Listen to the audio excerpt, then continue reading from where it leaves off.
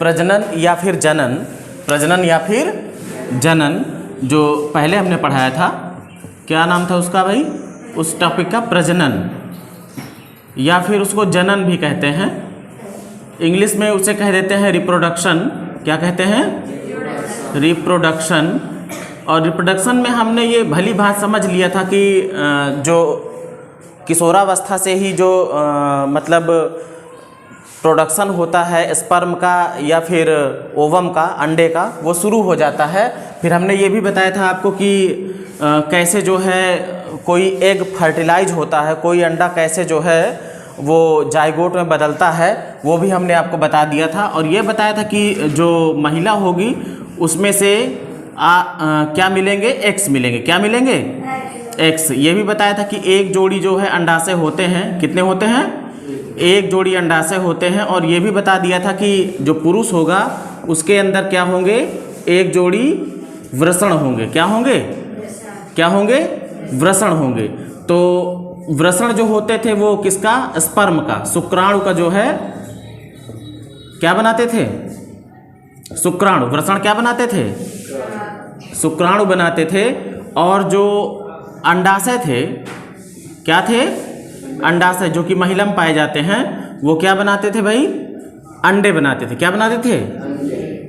अंडाशय। अंडाशय अंडे बनाते थे। और जो वृषण है वो क्या बनाते थे? शुक्राणु बनाते थे। तो जब कोई अंडा जो है शुक्राणु से फर्टिलाइज हो जाता था तब उसे फर्टिलाइज एग कहते थे या फिर उसे जाइगोट कहते थे। क्या कहते थे? जाइगोट। उसके बाद ही जो है वो बच्चे का बनना, बच्चे के बनने की जो प्रक्रिया शुरू होती है वो यहीं शुरू हो जाती है।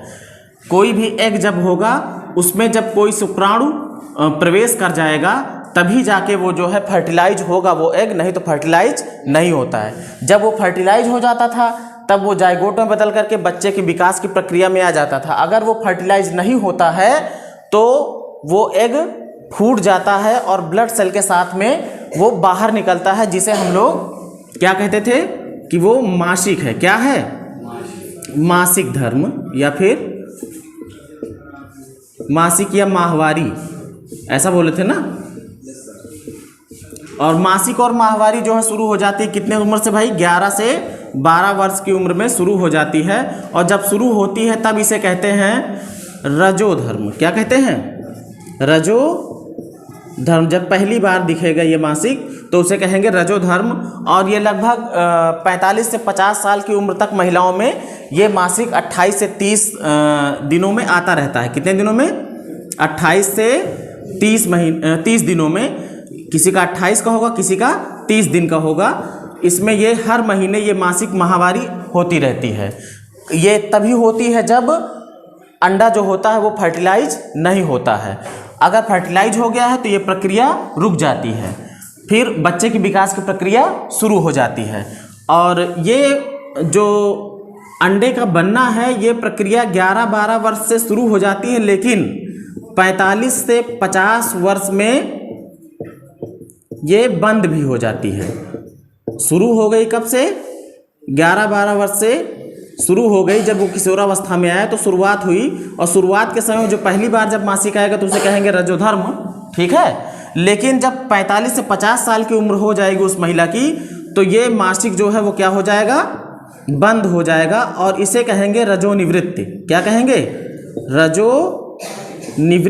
निवृत्ति मतलब छुट्टी। रजोनिवृत्ति कैसे लिखा जाएगा? ऐसे।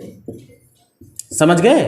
अब ये तो था अलग का चैप्टर जो हमने आपको प्रजनन में बताया था। आज आपको बताया जाएगा कि लिंग का निर्धारण कैसे होगा, कैसे जो है कोई बच्चा माँ के पेट में लड़का बन जाता है और कैसे लड़की बन जाता है।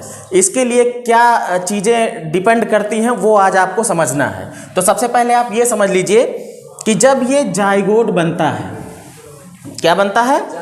और ये कब बनता है? जब किसी अंडे को कोई शुक्राणु निषेचित कर देता है, फर्टिलाइज कर देता है।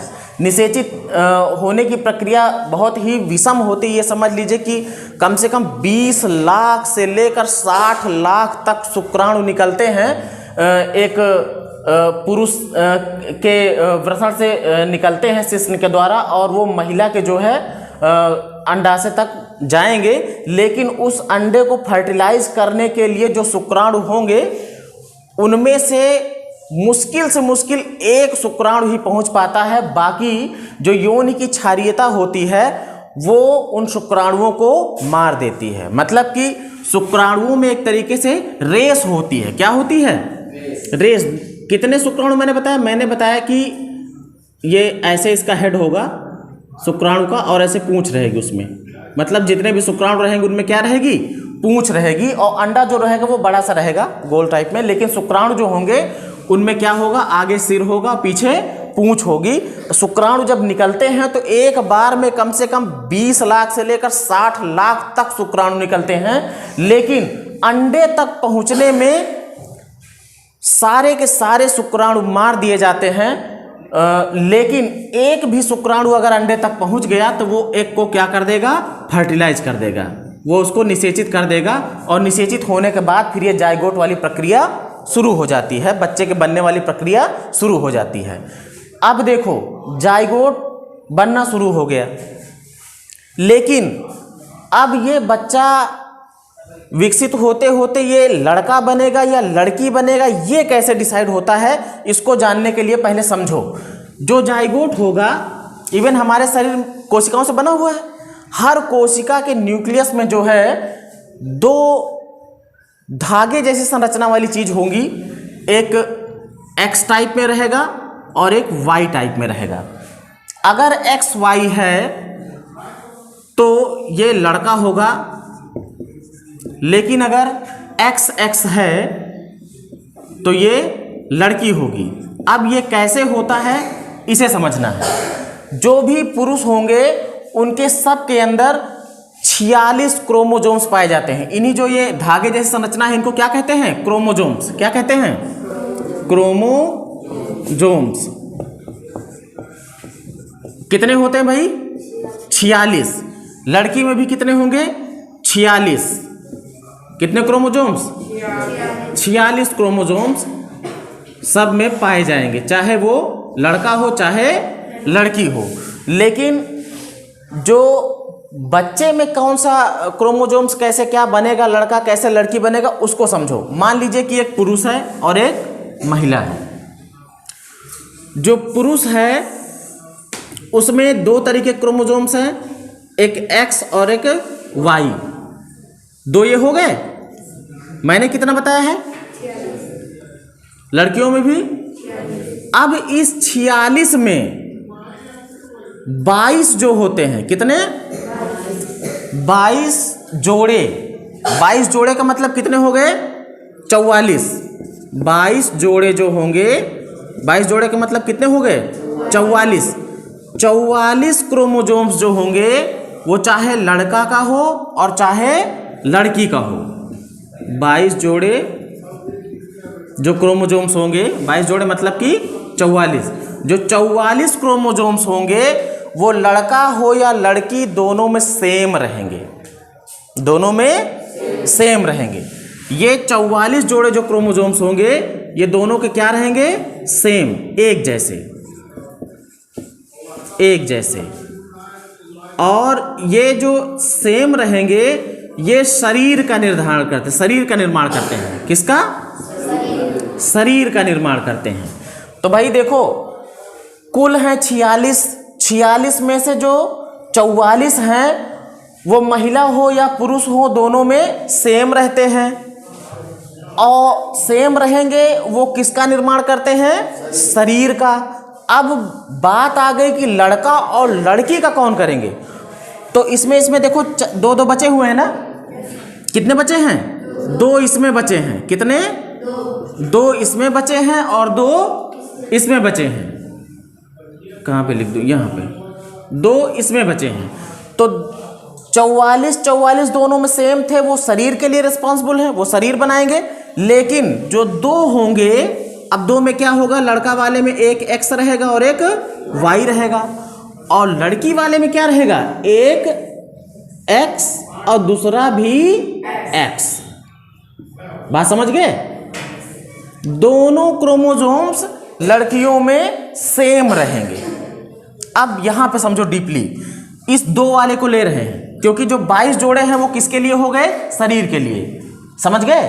और जब भी ये जाइगोट बनता है, जब भी निषेचित होता है, तो ये समझ लो जब किसी बच्चे का निर्माण हो रहा है तो उसमें इस 22 में से मतलब 22 जोड़े में से मतलब 44 में से आधे इसके रहेंगे और इसके 44 में से आधे इसके रहेंगे, सेम वाले। कितने वाले? इसको मैं यहां लिख देता हूं, ये 44 और प्लस 2, इसका भी 44 और प्लस 2, ये 2 इस लड़के वाला जो होगा, पुरुष वाला जो होगा x और y होगा, लेकिन जो महिला वाला होगा उसमें क्या होगा? x और x। अब देखो, जो अब मान लीजिए कि अंडा निषेचित हुआ, जाइगोट में बदला, अब लड़का होगा या लड़की होगा किस तरीके से पता लगेगा? इस 44 में से आधा, कितना? आधा पुरुष का, इस 44 में से भी आधा। अभी ये जो आधा आधा है इसका एक चीज बताएंगे आपको कि क्या क्यों आधा आधा होता है ये। अब देखो आधा इसमें कितना हो गया भाई? 22 हो गया। कितना हो गया? और इसमें का भी आधा आया तो कितना हो गया? इसका भी कितना हो गया? 22। तो 22 कितना हो गया? 44। ये 44 किसके लिए होंगे? किसके लिए होंगे? शरीर के लिए होंगे। ये शरीर को बनाएंगे। अब जो बचा है ये 2, ये तो सेम वाले हो गए, तो आधा आ गया पुरुष वाले में से, क्रोमोसोम्स 22 क्रोमोसोम्स पुरुष वाले आ गए। ये बच्चा बन रहा है। क्या बन रहा है? ये चाइल्ड है। ये चाइल्ड है, अंडा निषेचित हो गया है। समझ लीजिए कि ये जाइगोट है। अब इसमें क्रोमोसोम्स कैसे होंगे वो यहाँ पे दिखाया जा रहा है। तो 44 इसके कैसे बने? 22 आ गए, मतलब 44 में से आधा 22 आ गए पुरुष वाले में से और 22 आ गए किस में से? महिला वाले में से। ये 44 किसके लिए होंगे? शरीर के लिए। महिला और पुरुष का शरीर देखोगे लगभग सेम ही रहता है। इसकी किडनी उसमें लग जाएगी, इसका दिल उसमें लग जाएगा, कोई दिक्कत नहीं है। एक चीज नहीं लगेगा, दिमाग किसी का किसी में नहीं लगेगा। क्यों नहीं लगता? अब हमारा दिमाग तुम्हारे में लग जाए तो तुम क्या करोगे? हमारे पापा को पापा बोलने लगोगे, हमारी मम्मी को मम्मी बोलने लगोगे, हमारी पत्नी को पत्नी बोलने लगोगे। कुटाई शुरू हो जाएगी तुम्हारी। कहने का मतलब यह है कि सब कुछ बदला जा सकता है बॉयज में से गर्ल्स में का, लेकिन दिमाग किसी का नहीं बदल सकते हैं, क्योंकि इतनी ज़्यादा उसमें नसें होती, इतनी ज़्यादा नर्व्स होती हैं कि कोई ना कोई कनेक्शन अगर टूटा तो वो रिपेयर नहीं हो सकता। क्योंकि बाकी कहीं पर चोट लगती है तो कोशिकाएं बन करके उस घाव को पूरा कर देती है ना, लेकिन दिमाग में कोशिका विभाजन होता ही नहीं है। अगर दिमाग की एक भी नस आपकी कट गई तो आप खत्म। वो चोट जो है दिमाग में, जो भी चोट लग गई वो चोट आपकी कभी भी ठीक नहीं हो सकती, क्योंकि वहां पर कोशिका विभाजन होता ही नहीं। नई कोशिका बन के उसको रिपेयर वो करेंगे ही नहीं। तो दिमाग तो किसी में नहीं लग सकता है। तो कहने का मतलब ये हो गया बेटा कि 44 जो वो क्रोमोसोम्स होंगे वो महिला के और पुरुष के दोनों एक जैसे होते हैं, इसीलिए इन दोनों के अंगों को हम एक दूसरे में लगा सकते हैं। लेकिन जो 2 क्रोमोसोम्स हैं यही लिंग का निर्धारण करते हैं, यही लिंग का निर्धारण करते हैं। अब देखो कैसे, इसमें से आधा आया था ना, 44 में से आधा ही तो आया था पुरुष में से, और 44 में से आधा महिला में से भी आया था। इसके 2 में से भी आधा आएगा। जो ये लिंग निर्धारण वाले हैं यही तो क्या करते हैं? यही लिंग का निर्धारण करेंगे। लिंग का निर्धारण करने वाले जो हैं इसमें से भी ये 2 भी किसका करेंगे? लिंग का निर्धारण या लिंग निर्धारण। अब समझो, यहां पे समझने वाली बात है कि इसमें से भी आधा आएगा। 2 है तो एक ही आएगा, 2 है तो एक ही आएगा। इसमें भी 2 है तो 2 में से एक ही आएगा। अब एक x वाला भी आ सकता है और y वाला भी आ सकता है। इसमें से अगर आएगा तो दोनों केस में क्या आएगा? x ही आएगा। बात समझ रहे हो ना? अगर महिला में से 2 क्रोमोसोम्स में कोई एक आता है तो क्या आएगा? x ही तो आएगा, चाहे ये वाला है चाहे ये वाला है। लेकिन इसमें क्या है? पुरुष वाले में से अगर मान लीजिए x वाला आता है, क्या आता है? महिला में से तो एक्स ही आना है, तो पुरुष वाला भी एक्स आया और महिला वाला भी क्या आया, एक्स आया। अब दोनों एक्स क्रोमोसोम्स हो गए तो ये क्या बन जाएगी, लड़की बन जाएगी। क्या बन जाएगी, लेकिन ऐसा हो गया कि पुरुष वाले में से वाई वाला क्रोमोसोम्स आया, अब महिला वाले में से तो एक्स ही आना है, चाहे ये आए चाहे ये आए, और इसमें से क्या आया, एक्स आया। तो महिला का एक्स और पुरुष का वाई, इस केस में अब क्या बनेगा, लड़का बनेगा। क्या बनेगा, क्लियर बात। और देखो एक चीज, मजेदार चीज, कुछ बीमारियां ऐसी होती हैं जो जेनेटिक होती हैं, जैसे रतौंधी। अब देखो, अगर महिला में रतौंधी है, महिला में रतौंधी है, तो समझ लो कि उसके जो बच्चे होंगे उसको 100% रतौंधी होनी ही होनी है। 100%। कितना, लेकिन अगर पुरुष में रतौंधी है तो 50% चांस रहेगा। क्यों 50%? क्योंकि अगर इसका एक्स क्रोमोसोम्स रतौंधी वाली बीमारी से ग्रसित है तो वाई सुरक्षित रहेगी क्योंकि वो अलग है। लेकिन इसमें क्या है, अगर एक्स है तो ये भी तो एक्स है, इसमें दोनों इन्फेक्टेड हो जाएंगे। तो चाहे ई वाला एक्स आवे चाहे ऊ वाला एक्स आवे, दोनों में क्या होगा, रतौंधी वाली वो बीमारी लेकर के आ जाएंगे। इसलिए 100% जेनेटिक बीमारियों को ये ट्रांसफर अपने बच्चों में कर देती हैं। लेकिन पुरुष में क्या होगा, अगर मान लीजिए कि वाई क्रोमोसोम्स इन्फेक्टेड है, तब तो लड़का होगा, तब तो उसके अंदर रतौंधी हो जाएगी। लेकिन अगर लड़की होगी तो रतौंधी नहीं होगी। अगर पुरुष का एक्स क्रोमोसोम्स इन्फेक्टेड है तो लड़की होगी तो रतौंधी हो जाएगी, लेकिन लड़का होगा तो फिर रतौंधी नहीं होगी। तो इसीलिए शादी विवाह जब होती है किसी की, तो सबसे पहले लड़कियों को बहुत ज़्यादा जांचा परखा जाता है, भाई कोई बीमारी तो नहीं है इसको, क्योंकि जो जन्मजात बीमारियां होती हैं वो लड़कियों में ट्रांसफर करने की क्षमता 2 गुना है ना, 2 गुना।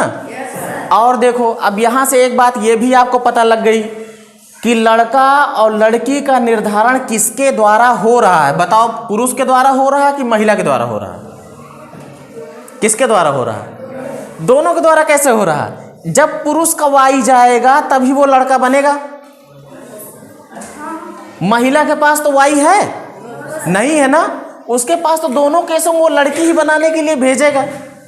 लेकिन जो पुरुष वाला है, जब इसका एक्स गया तो इसके एक्स से मिलकर के लड़की बना दिया। लेकिन जब पुरुष वाले का वाई गया तो इसके पास तो एक्स ही है, ये तो बार बार एक्स ही देगा, एक्स क्रोमोसोम एक्स, उससे कोई मतलब ही नहीं है। चाहे लड़का बने चाहे लड़की, हर बार वो क्या देगी, एक्स क्रोमोसोम्स देगी। लेकिन लड़का वाले में अगर एक्स क्रोमोसोम्स गया तो लड़की को बना देगा, लेकिन लड़के वाले का अगर ये वाई क्रोमोसोम गया तो लड़का बना देगा। तो लिंग का निर्धारण किससे हो रहा, पुरुष से हो रहा है या महिला से हो रहा है? किससे हो रहा? मतलब लिंग निर्धारण के लिए, लिंग निर्धारण के लिए जिम्मेदार कौन है? कौन है जिम्मेदार?